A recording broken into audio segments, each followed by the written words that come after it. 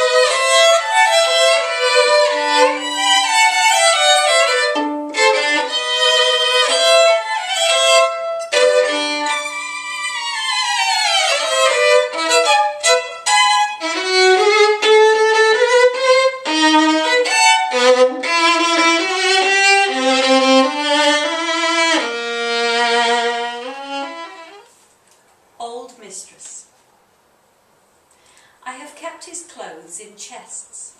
I do not know why. It is certainly not for sentimental reasons. Living with a man could be compared to sharing your home with a dog or a pig, or a creature from another country. A monkey, say. Any one of those could grow dearer to your heart than a man. Not that I hated him. I could not be bothered. I lacked the energy. And to be fair, he never came into the house in muddy boots. So at the heart of the book is this almost archetypal struggle between two brothers. But the work feels at the same time very rooted in time and place, very earthy and evocative. The story takes in family secrets, battles over ownership, lust and revenge. It's a short work, as I've said, but it feels remarkably like a sprawling epic. It vividly evokes a bleak, harsh, lovely Finnish landscape, So we see wolves' footprints, we hear owls crying in the night, we witness smoke curling out from a chimney to be crushed by the weight of falling snow. The book offers then an intense illumination of time and place, as the novelist Helen Dunmore, an early reader of the brothers, was That put it. dress is just asking my hand to slip underneath it. But servants and their betters should not consort with each other, not even when a man is feeling so weak or so desperate that both his reason and his pride, the same thing basically, are compromised. She reminds me of someone, maybe that girl in those filthy quarters in Stockholm, where I had to struggle from one day to the next just to keep the shirt on my back. The days began grey and ended up black, if they ended up at all, and did not merely bleed miserably into each other. I do not wish to reminiscence. You're keeping the place tidy, I see, I say. The girl twists round, stoat-like, lowers her gaze upon seeing me, and lets out a sweet little giggle. I can do that much. That's the spirit. You should never do more than you can. It may even be better to stay a touch below the level of your maximum ability. You should never throw your ability out the window. Someone could come and steal it. She stares at me stupidly with her mouth open. She shifts on her feet and licks her lips, as if somebody had left honey on them in the heat of fornication.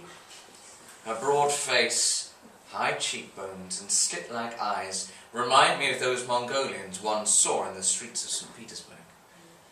The dress is worn, but nevertheless neat and a little too tight, suited me. It's probably one of Anna's old garments. She will no longer need it, now that she's blessed with a share in a prosperous house. I bet the girl has been recruited from the village, and not from Vasa, because we all know that rural servants are satisfied with less than hired hands from towns. Financially, they're a more sensible alternative. Is this a good house for a maid, then? I ask. Yes, sir. She whimpers. Not too much work? Not at all. I nod as I leave, as I suspected.